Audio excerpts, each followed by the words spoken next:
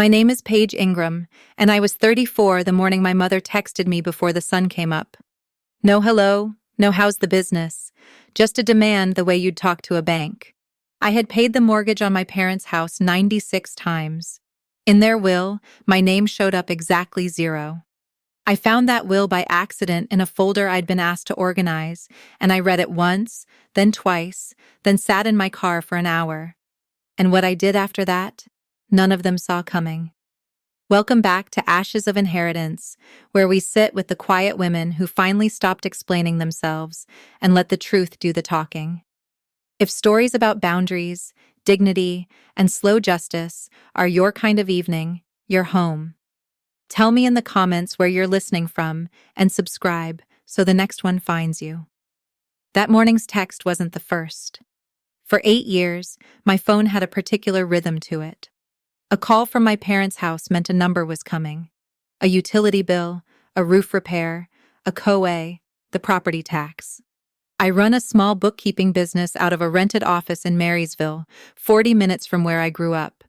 I built it from 1 client to 40 over a decade. I am the person who reconciles other people's accounts to the penny and sleeps fine. I was raised to be useful and I was good at it. And somewhere along the way, useful turned into expected. My parents' house sits on 3 acres outside a town small enough that everyone knows whose truck is in whose driveway. I had my own place by then, a 2-bedroom condo I paid for myself, 50 minutes away, far enough to breathe, close enough to come running, and I always came running. My younger brother Eric lived an hour the other direction, and somehow distance never reached his phone the way it reached mine. When the water heater died, they called me. When Eric's car needed brakes, they called me. I told myself this was what daughters did. I told myself a lot of things in those 8 years. The truth is, I never once asked what they'd written down about me when no one was watching. I should have, because the morning my mother sent that text, I already half knew the answer, and I still wasn't ready for how much it would cost me to finally act on it. To explain that text, I have to go back 8 years to the winter the house almost went under. My father, Raymond, had retired early after his back gave out at the plant. My mother, Carol, had never worked outside the home. They'd refinanced twice during the good years and pulled cash out both times, the way a lot of people did. Then the payments ballooned and the savings didn't. I was 26. I got the call on a Tuesday. The bank had sent a letter with the word foreclosure in it, and my mother read it to me over the phone, like a recipe she didn't understand. I drove out that night. We sat at the kitchen table with the letter between us. The only way to save the house was to refinance again. And the bank would not lend to 2 retirees with no income and a credit score in the basement. They needed someone with a steady business and clean credit. They needed me. So, I signed. But the closing attorney wouldn't let me put my savings and my credit on the line for nothing. The way he said too many adult children do. He structured it the way these deals have to be structured if they're going to protect the person taking the risk. My parents signed a fresh deed that afternoon, granting me the larger share of the house in exchange for the cash I brought to clear the R's and the loan I was taking on in my own name. I walked out the primary borrower and the majority owner of record on the same day, the percentages written in plain numbers right there on the deed. My father called it just paperwork. My mother called it a blessing. I called it keeping a roof over my parents. I kept the closing folder in a fireproof box because I keep folders. That's the kind of woman I am. It would matter more than any of us understood at that table.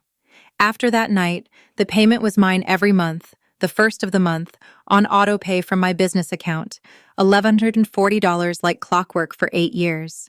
I added the property tax when it came due. I covered the new furnace in year 3 and the roof in year 6. None of it was a secret. I wasn't sneaking money into envelopes. I'd hand my mother the receipts and she'd pat my hand and call me a good girl. Meanwhile, my brother Eric was the subject of every dinner. Eric was sensitive. Eric was finding himself. Eric had quit his 4th job that year, and my father said the boy just hadn't met the right opportunity. When Eric needed help with rent, my parents asked me and I sent it. And somehow that became a loan I'd made my parents instead of a gift I'd made him. I noticed the pattern. I'm an accountant. Noticing patterns is the whole job. I'd raise it gently at the holidays. Maybe Eric could chip in. Maybe we could split things. My mother would get a wounded look and change the subject to the casserole. My father would say, "Families don't nickel and dime each other." I let it go every time because the alternative was a fight, and because the loan had my name on it, and walking away met my credit and their home. So I stayed the reliable one. I told myself reliable was a compliment. It took me 8 years to learn it was a job description, and that I was the only one who'd never been told the salary. The spring, my father had his heart attack. Everything tightened. It happened on a Sunday in the garden with a tomato cage in his hands.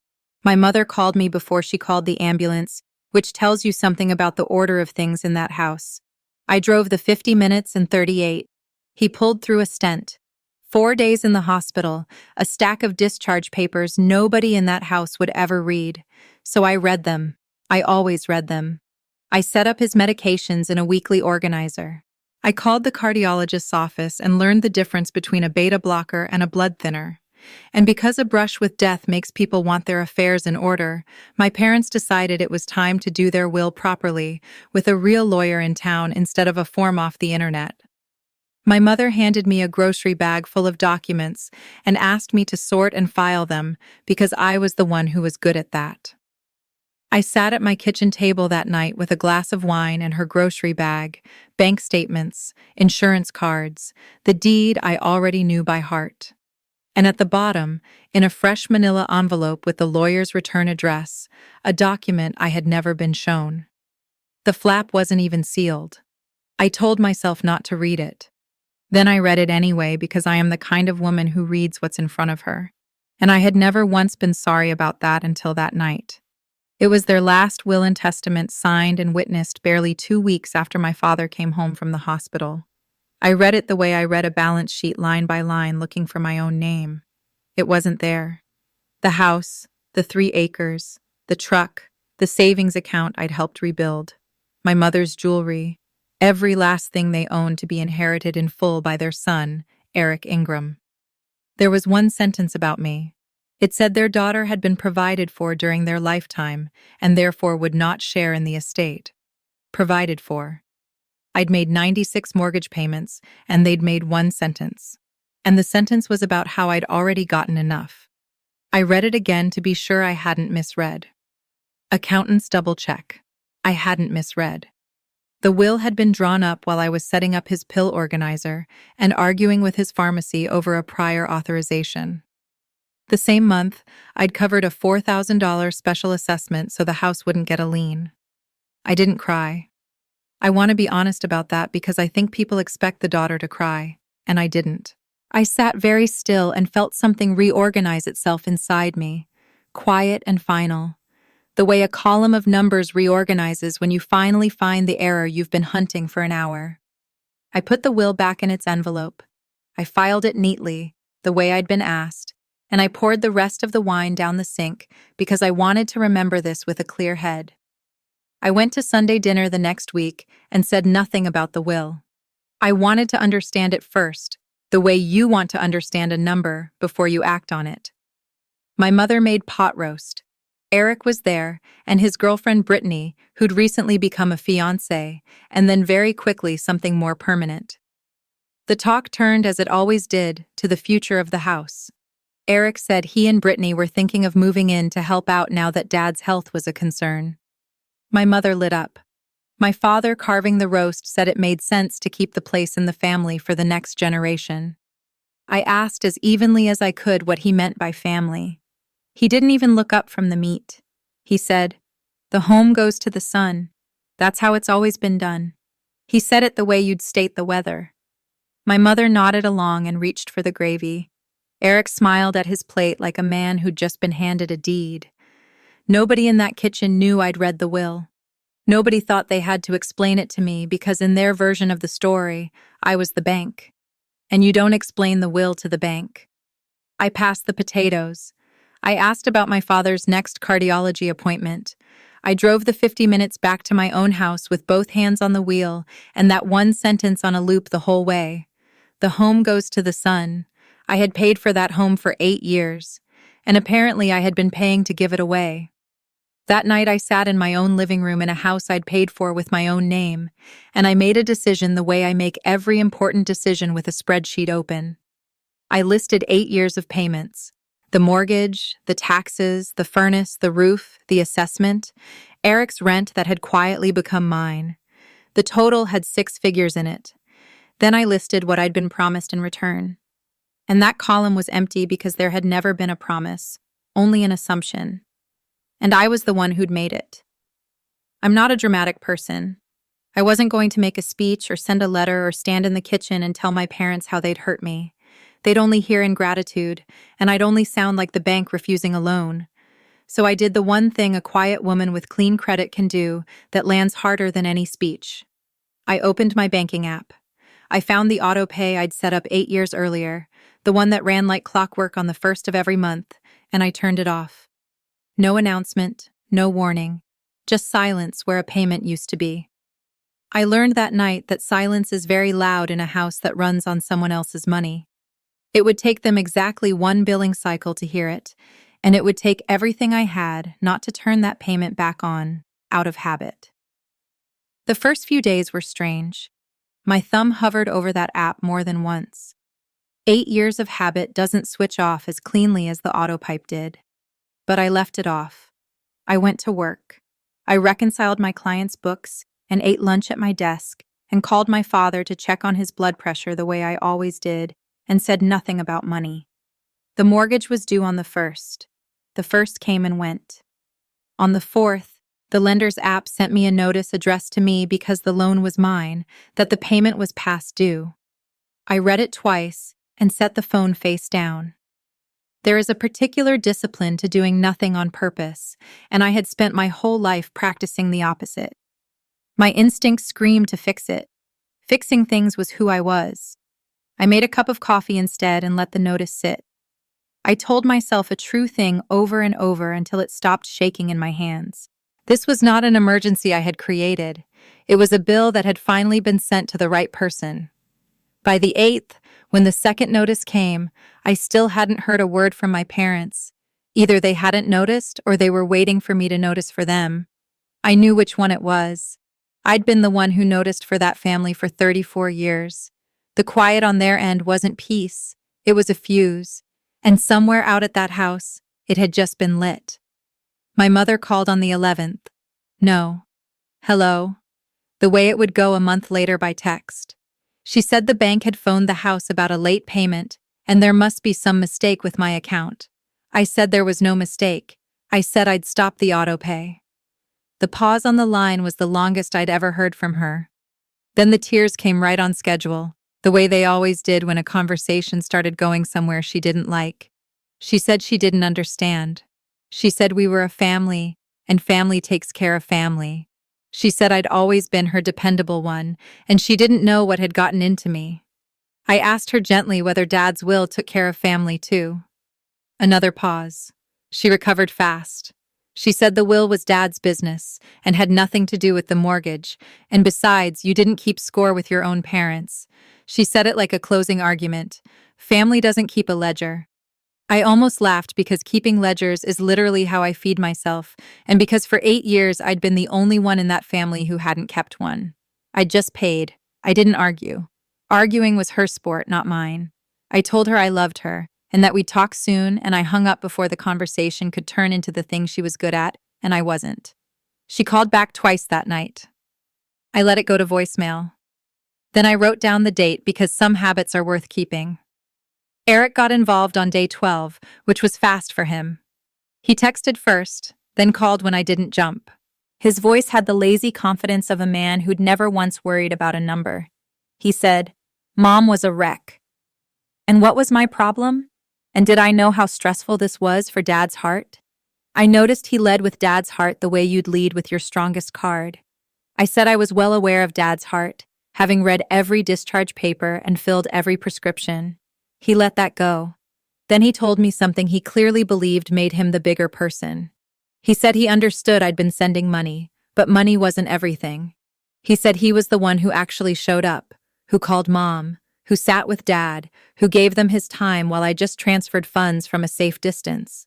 He said it like it settled the matter. I sat with that for a second. I thought about who'd driven 50 minutes in 38 when Dad collapsed in the garden. I thought about who set up the pill organizer and who learned what a beta blocker was. But I didn't say any of it because Eric had already decided the story. And you can't reconcile an account with someone who refuses to open the book. I just asked him one question. I asked if money wasn't everything, whether he'd like to start covering the mortgage on the house he was about to inherit. The line went quiet. Then he laughed like I'd made a joke and said we'd talk when I stopped being so dramatic. I hadn't raised my voice once. Brittany came at it from a different angle, which is how I learned she was the practical one. Months earlier, before any of this started, she'd added me as a collaborator on a shared board in one of those renovation apps, the kind where you pin photos of kitchens you can't afford yet. I'd assumed at the time it was a friendly gesture, maybe a soft hint that I'd be the one helping pay for whatever she dreamed up. She never took me off it, so the app still pinged my phone every time she added something. Her board was titled The Farmhouse. I clicked it before I could stop myself. 41 photos, white cabinets, a farmhouse sink, a wall knocked out between the kitchen and the den. It was my parents' den. She'd already started measuring rooms that sat inside a deed with my name on it. That was the moment the abstract became concrete for me. The way a budget becomes real the first time a check bounces. They weren't just planning to inherit the house someday. They were planning to remodel it now on the assumption that the payments would keep arriving from me invisibly, the way water arrives when you turn the tap. Let me pause here for a second, because I think some of you already know exactly where I was sitting that night. If you've ever been the one everyone counts on, but never the one anyone counts in, the one who keeps the lights on and gets left off the guest list, you know the particular cold that settled into my chest looking at that folder. Stay with me. Subscribe so we finish this together, because I promise you the table is about to turn, and I want you in the room when it does. I closed the app. I didn't leave the board. I wanted to see what the farmhouse did next. By the third week, my mother had taken the story public the way small towns do it. It started with phone calls. My Aunt Lorraine called to tell me I was breaking my mother's heart. A cousin I hadn't spoken to in years texted to say she'd heard I'd cut my sick father off. And how could I? I didn't know what version they'd been told until my mother posted it herself in the town's community group, the one with 4,000 members where people sell hay and report lost dogs. She wrote a soft, devastating little paragraph about getting older, about how you raise your children and pray they'll be there, and how the hardest thing about aging is learning which ones really love you. She didn't use my name. She didn't have to. The comments filled with prayer hands and offers of casseroles, and one woman who wrote that kids these days have no loyalty. My phone buzzed all afternoon with people checking on my poor parents. Not one of them checked on me. I read every comment, calm as I held breath, and I understood the shape of what she'd done. She'd turned a bookkeeping decision into a morality play and cast me as the cold daughter who abandoned her family over money. It was good work. I'll give her that. My cousin Dana was the only one who called to ask my side. She listened to all of it. The 8 years, the will, the board named the farmhouse. Then she said something I wrote down. She said, "You're not the villain here. You just stopped paying for a part you were already playing." The thing that changed everything wasn't the Facebook post. It was a mistake. On a Thursday night, somebody added me to a group text by accident. Probably Brittany fumbling contacts while she set up a thread to coordinate the campaign against me. The thread was called Mom and Dad House. It had 4 people in it: my mother, my father, Eric, and Brittany. And then for about 90 seconds before anyone noticed me, I scrolled up 40 messages. I read them the way you read a confession. Brittany had written that the contractor could start in spring if the financing held. My mother had written that I'd come around, that I always came around, that I just needed to feel guilty enough. Eric had written a laughing emoji and the words "she'll fold by Christmas. She can't help herself." And my father, who'd had a stent put in his chest while I learned his medications, had written the line that finished something in me. He wrote, "Once the house is Eric's, this stops being her problem anyway." They had a word for me in that thread, and it wasn't daughter. It was a noun you'd find on a bank statement. I took a screenshot of all of it, every message, because I keep records, and because a woman who's about to be called needs receipts. Then somebody noticed the extra name. The typing dots appeared and vanished. Eric removed me from the group without a word. But I had it. I had it in my own hand. And for the first time in 8 years, I stopped feeling like the problem and started feeling like the person holding the answer. That screenshot sent me to the Fireproof Box. I hadn't opened it in years because I didn't need to. I knew what I'd signed. But knowing a thing and looking at it are different. And that night, I needed to look. I pulled the closing folder, the one I'd kept since I was 26, and spread it across my kitchen table under the good light, the note from the lender, the settlement statement, and the deed. I read it slowly, the way I'd read the will, except this time I was looking for my name, and it was right there at the top. Not as a guarantor, not as a co-signer doing my parents a favor. As an owner. The refinance 8 years ago hadn't just put my name on the loan. It had put me on the title as a tenant in common, and because I'd brought the cash that saved the house, I held the larger share. The document spelled out the percentages in plain numbers. I sat back in my chair. My father's will left everything to Eric, but a will can only give away what you actually own. And the house my father had just promised to his son, the house Brittany was measuring for a farmhouse sink, was on paper mostly mine, had been for 8 years. They'd been planning to gift my brother a home that I legally co-owned, and they'd written me out of an estate that, where the house was concerned, was never fully theirs to write. I didn't feel triumphant. I felt something colder and steadier. I felt like an accountant who'd finally found the error. Now I just had to decide what to do with it. I didn't trust myself to read a legal document and act on it alone. People make that mistake and lose everything.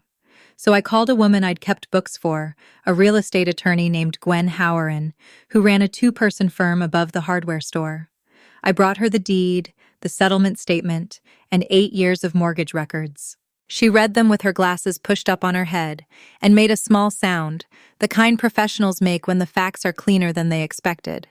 She told me carefully that she'd want to confirm the exact percentages and pull the recorded title, but as the documents read, I was the majority owner of record and the primary borrower. She told me a will only passes what a person owns at death, so my father could leave Eric his share, but not mine. Then she told me the part that mattered most, the part I'd have suspected and needed a professional to say out loud. My parents could not sell the house, refinance it, or remodel it in any way that touched the structure without my written consent, because you cannot do those things to a property without every owner signing. I asked her what my options were. She listed them like a menu. No drama, just law. I could force a sale and take my share. I could buy out their portion at fair value, or I could simply keep being the owner I'd always been and let the people in the farmhouse board discover the house wasn't theirs to give. I thanked her and paid her invoice that same day because I'm not a hypocrite about bills. Then I went home to wait. It was a month almost to the day after I'd turned off the autopay. 4 weeks of voicemails, casseroles for my parents, prayer hands in the town group, and a contractor holding a spring start date. 4 weeks of me saying nothing and owning everything. Then at 6:12 on a Tuesday morning, before I'd even started the coffee, my mother sent the text, I'll remember for the rest of my life. No hello, no how's the business, no how are you, sweetheart, after all these years. Just a flat little demand and a punctuation mark sharp as a slammed door. The mortgage is due. I stood at my own kitchen counter in my own paid-for house and looked at that text for a long time. I thought about 96 payments. I thought about the will and the one sentence that said I'd been provided for. I thought about the thread where I'd become a noun on a bank statement, and my father had written that soon I'd stop being his problem. And then I did the thing this whole story is built around. I simply replied. I didn't write a paragraph. I didn't list the 8 years. I didn't mention the deed because I was saving that for a room with witnesses in it. I wrote one calm line and pressed send. Everything goes to Eric. So does the mortgage. Then I turned my phone face down, poured my coffee, and drank it while it was still hot, which I hadn't managed to do in years. I had never sent anything that quiet that landed that hard. My phone, face down on the counter, started to buzz before I finished the coffee. I let it. When I finally turned it over, there were 9 missed calls and a wall of text. My mother, all caps in places, asking how I could be so cruel. Eric, telling me I'd given Dad chest pains and he hoped I was happy. Brittany, who I'd never once had a real conversation with, informing me that I was tearing this family apart over a grudge. The word grudge did a lot of work that morning. They'd taken a sentence about a will and turned it back into the story they liked best, the one where I was cold and they were wronged. My Aunt Lorraine left a voicemail saying she'd never been so disappointed in a niece. The town group lit up again. My mother had apparently posted that her own health was failing under the stress, which was a new and creative addition. I read all of it, calm as a balanced ledger. Here's the thing they never understood about me. I wasn't doing this in a rage. Rage burns out, and they were counting on mine to burn out the way it always had, leaving me apologetic and back on autopay by Christmas. But I wasn't angry anymore. I'd moved past angry into something they had no defense against. I was certain. And a certain woman with a deed in her fireproof box is a great deal more dangerous than an angry one. I texted my mother back one more time that day. I wrote that we should all sit down together. Then I called Gwen and told her I was ready. My father called me himself that evening, which he almost never did. His voice was rougher than I remembered, and I could hear the television going in the background. The volume too high the way it gets when someone's hard of hearing and proud about it. He didn't yell. That wasn't his way. He started by asking about my business, which startled me because he hadn't asked in years. Then he got to it. He said he didn't understand why I was doing this to them. He said, "A man works his whole life, and all he wants is to leave something behind to know his name carries on." He said it the way he believed it, and for one strange moment, I felt the pull of it. The old farm logic. The father who'd watched his own father hand the land to a son and assumed that was simply how the world was built. I let myself feel it. Then he said the line again. The one from the kitchen, except quieter and somehow worse. He said, "The home goes to the son. That's how it's always been done." And the feeling passed because I realized he wasn't asking me to understand him. He was asking me to keep paying for a tradition that erased me and to be grateful for the privilege. I told him I loved him. I meant it. I told him I'd be at the house Sunday and that we should all sit down together, him, Mom, Eric, Brittany, and talk like adults. He said, "Good. Finally, some sense." He thought he'd won. He thought I was coming to apologize. I let him think it. Some conversations are better had at a table in front of everyone with the folder closed until the right moment. The dinner got organized with a speed my family never managed for anything that didn't involve cornering me. My mother set it for Sunday at 5. By Saturday, I learned through Dana that it wasn't going to be just the 5 of us. My mother had invited my Aunt Lorraine and her husband, 2 cousins, and a neighbor couple who'd been friends of the family for 30 years, witnesses, though she'd have called them support. The plan was obvious once Dana described it. They were going to sit me down in a full room and apply the only pressure my family had ever found that worked on me, an audience. They'd learned long ago that I would do almost anything to avoid making a scene in front of people. A quiet woman hates a public scene the way a cat hates water. They were betting on it. They figured that surrounded by relatives with my mother dabbing her eyes and my father's bad heart in the room, I'd cave, apologize, and turn the autopay back on just to make the discomfort stop. It was a good plan. It was the plan that had always worked. They'd prepared for every version of me except the real one. And I'll let myself enjoy this one. I wanted an audience too. I wanted witnesses. I'd just been planning to bring different evidence to the same room. Dana asked if I was okay. I told her to come Sunday and sit near the back. I told her to bring her phone charged. She asked why.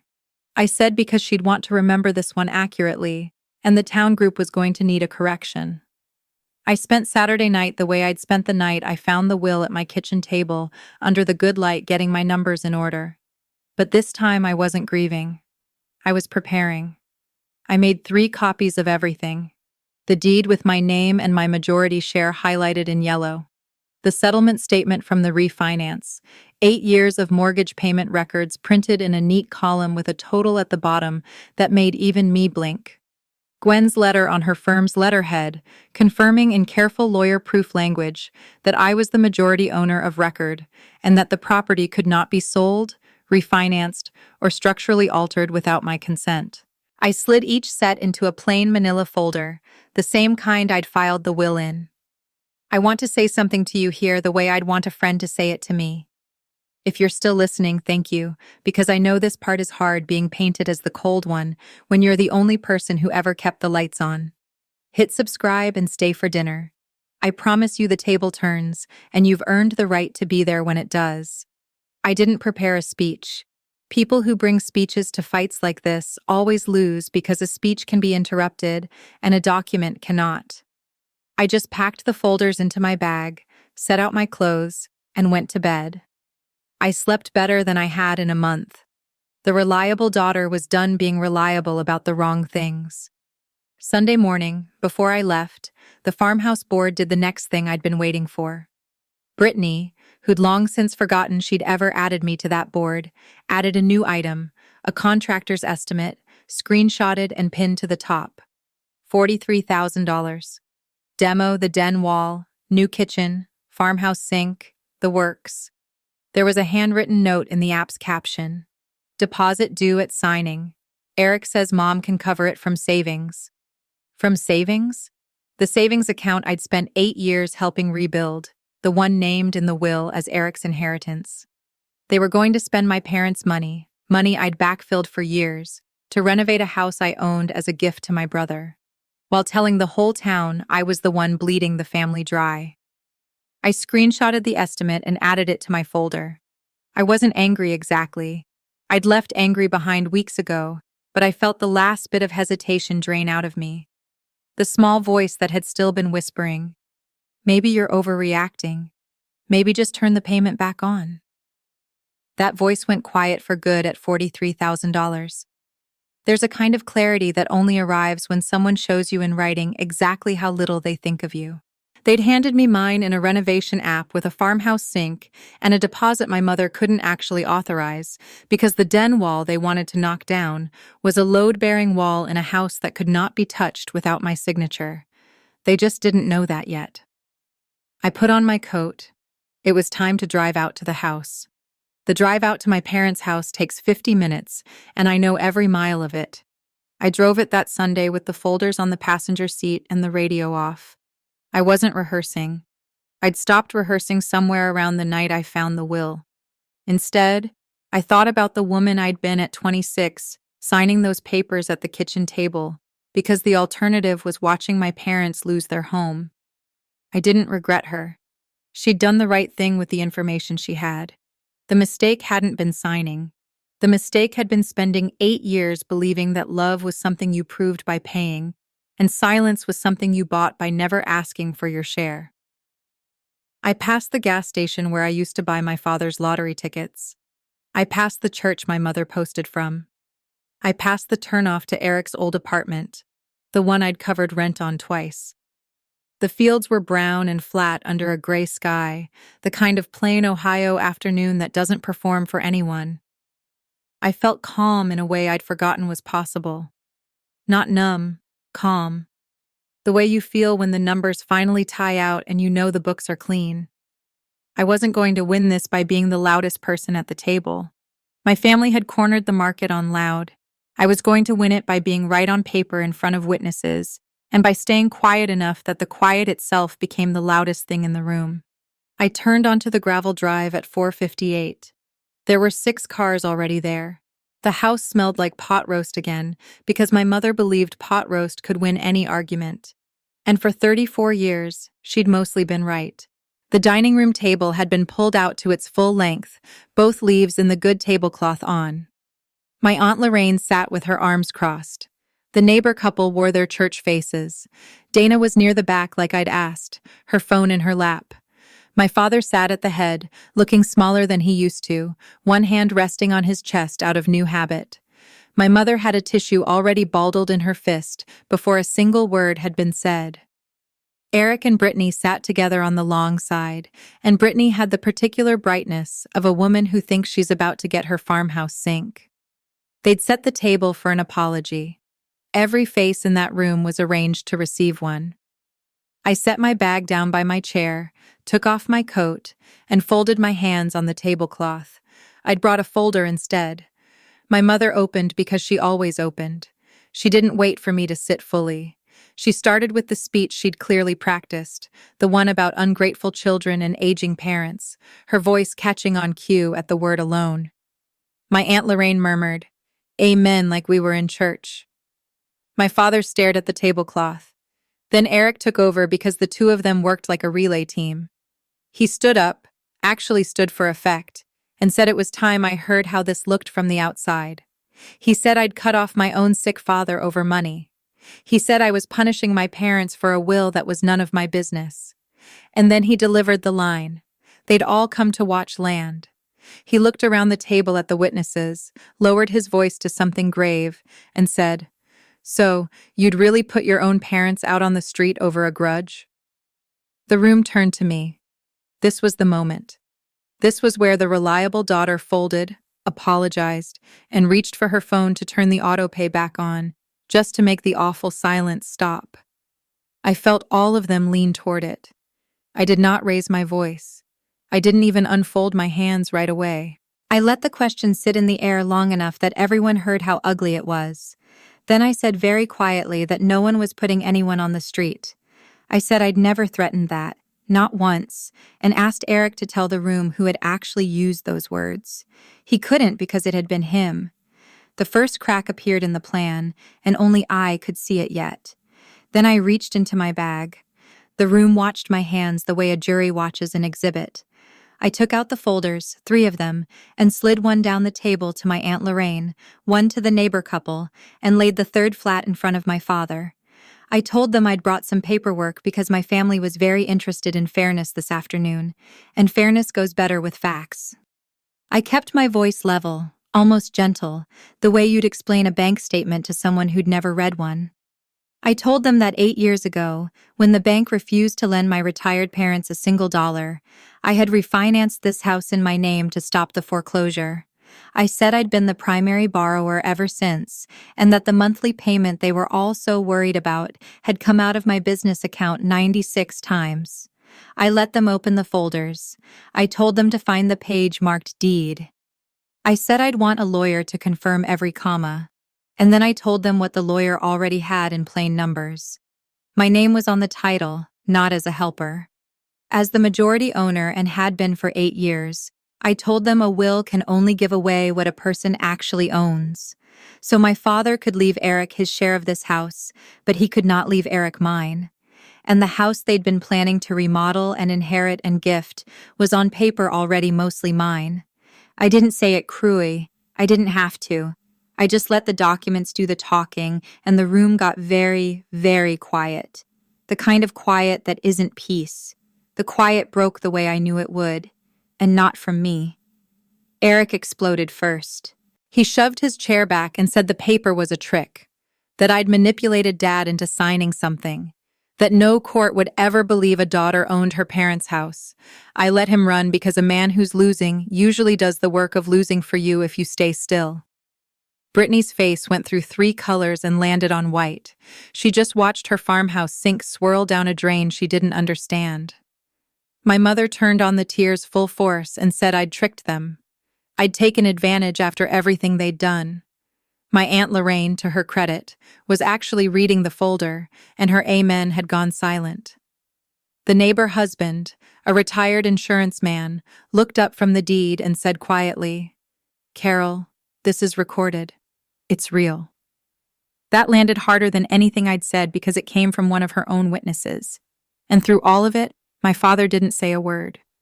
He had opened his folder. He was looking at the deed with his name and my name on it. And his hand had come off his chest and gone flat on the table. And his face had done something I'd never seen it do. It had gone from certain to afraid. He'd built his whole identity on the line he'd said twice, "The home goes to the son." and he was looking at a piece of paper that had quietly made that line untrue for 8 years while he wasn't watching. He looked up at me, and for 1 second there was no tradition in his eyes, no son, no legacy. Just an old man who'd had a stent put in his chest and gambled his daughter's loyalty and lost. I almost felt sorry for him. Almost. When the room ran out of noise, I spoke again, and I still hadn't raised my voice. I told them I hadn't come to take anyone's home. I'd come because the truth had been living in a folder for 8 years, and it was time it sat at the table with the rest of us. Then I made them an offer because I'm not in the business of revenge. I'm in the business of clean books. I said I would not be the silent autopay anymore. That part was over for good. But I gave them 3 honest doors, the same ones Gwen had laid out for me. Door 1. My parents stay in the house with a written agreement that defines exactly what they own and what I own, and the costs get split fairly in writing. Signed. Door 2, I buy out their share at fair market value. They take the money and they live wherever they choose with no mortgage hanging over them. Door 3, and I looked at my brother when I said it. If the will really leaves everything to Eric, then Eric, the heir to everything, can start paying the mortgage on everything beginning the 1st of next month. The choice was theirs. I'd put it in writing either way. My mother, still waited, said I was treating my own family like a transaction. And here is where I gave her back her own words gently, because I'd been carrying them for a month. I said, "You told me family doesn't keep a ledger. You were right. For 8 years I never kept one. I just paid. But the bank keeps a ledger, and my name is the one on it." I let that sit. Then I stood up because I was finished. And finished feels different than loud. Nobody stopped me. That is the part I'll remember. Not the shouting, but the silence after it. When there was nothing left to shout. My mother's tissue stayed in her fist, unused now because tears only work on someone who's afraid of them. Eric sat back down hard and stared at his plate the way he had the night he thought he'd inherited a deed. Brittany was already on her phone, and I suspected the farmhouse board was getting smaller by the second. My father didn't look up. I put on my coat. I left a signed copy of Gwen's letter on the table next to the cooling pot roast and told them to let me know which door they wanted. Then I drove the 50 minutes home, both hands on the wheel, the radio still off, and for the first time in 8 years, the quiet in the car wasn't something I was bracing against. It was just quiet. It was mine. They took 3 weeks to choose a door, which for my family was lightning fast. They chose door 1 in the end because my mother could not bear to leave the house, and my father could not bear to admit Dr. 2 existed. Gwen drew up the agreement. It spelled out in numbers even my mother couldn't cry her way around exactly what my parents owned and exactly what I did. And it split the mortgage and the taxes in fair proportion in writing signed by everyone with a name on the deed. Eric refused to contribute a dime, called the whole thing a betrayal, and moved out within the month. The prospect of paying for the house he'd planned to inherit cured his interest in living in it fast. Brittany's farmhouse board went private, then vanished, and the renovation died at the contractor's voicemail. My Aunt Lorraine, who'd read every page of that deed at the table, quietly told 3 different relatives that maybe they'd had the story backwards. And Dana, who'd sat near the back with a charged phone like I'd asked, posted one calm correction in the town group. Just the facts. No cruelty. And my mother's saga of the cold daughter stopped collecting prayer hands. The casseroles stopped. The story had finally been reconciled against the receipts. And the receipts won. I still go out to the house. That surprises people when I tell them.